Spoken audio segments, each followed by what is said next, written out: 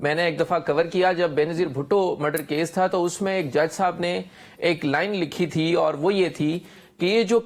Cases ہوتے ہیں فوجداری cases ہوتے ہیں ان سے ایک گواہ کو ایسے جڑا ہونا چاہیے کہ جیسے جو ایک ملزم کا جہاں پر جو لاش ہے اس پہ ایک سرا ہو اور دوسرا ملزم کے گریبان تک ہو، اور یوں اگر کنیکٹ ہوں گے ایویڈنسز تو تب جا کے کسی کو سزا ہو جائے گی، اور اگر ایک بھی اس میں سے بریک اپ ہو گئی تو اس میں ملزم کو سزا نہیں ہو سکے گی۔ لہٰذا ان کیسز میں ایف آئی اے نے ان چیزوں کو کنیکٹ نہیں کیا، ایف آئی اے نے وہ ساری اجلت میں کیا سارا، وہ تو ٹھیک ہے، اجلت میں کئی غلطیاں ہو گئی، وہ مینج نہیں ہو سکا۔ تو یہ آج کی سماعت ہم ایک گڈ سائن سمجھیں فار عمران خان صاحب کے نہیں؟ جی بالکل، جو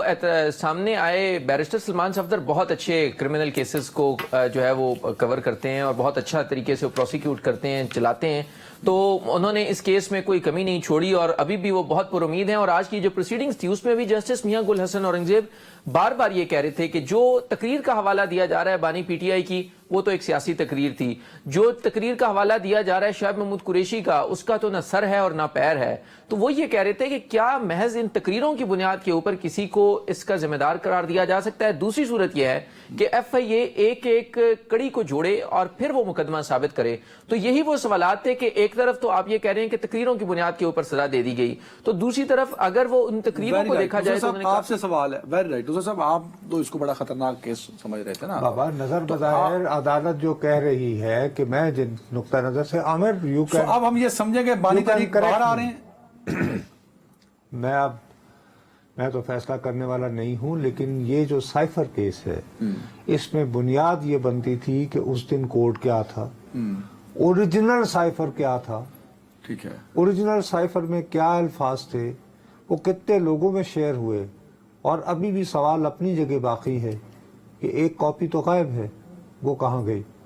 اور انٹرسیپٹ چھپا تھا۔ اب لیکن یہ ساری باتیں جیسے عامر بتا رہے ہیں، یہ تو عامر کیا میں درست ہوں یہ بات کہنے میں کہ یہ تو ٹرائل کورٹ کے مرحلے پر طے ہونی چاہیے تھی نا؟ جی بالکل نصرت صاحب، ہائی کورٹ تو دیکھے گا کہ اگر یہ فلاز ہیں اور ان امور کو ٹچ ہی نہیں کیا گیا تو غالباً وہ اسی لیے وہ یہ کہہ رہے ہیں کہ یار ضمانت کے چکر میں کیوں پڑ گئے، وہ آؤ اس کو کیس کو یعنی میرٹ پر ہی ڈیسائیڈ کرتے ہیں۔ آخر دوسرے بھی تو بہت سارے ہوئے ہیں نا، اب نواز شریف صاحب بھی تو اب بے گناہ ثابت ہوئے ہیں نا بالآخر کسی کو۔ جی بالکل، آپ کہہ رہے ہیں اجلت کا فائدہ جو ہے وہ ظاہر ہے ہمیشہ بابا شک کا اور اجلت کا فائدہ جو ہے وہ جس پہ الزام لگتا ہے بابو اس کو ہوتا ہے، بانی طریق کو ہوگا۔ جی عامر بھائی کچھ کہہ رہے ہیں آپ جلدی سے؟ جی میں عرض کر رہا ہوں کہ نصرت صاحب جو سوالات کر رہے ہیں یہی آج عدالت نے بھی یہ سوالات اٹھائے کہ یہ بتایا جائے کہ اس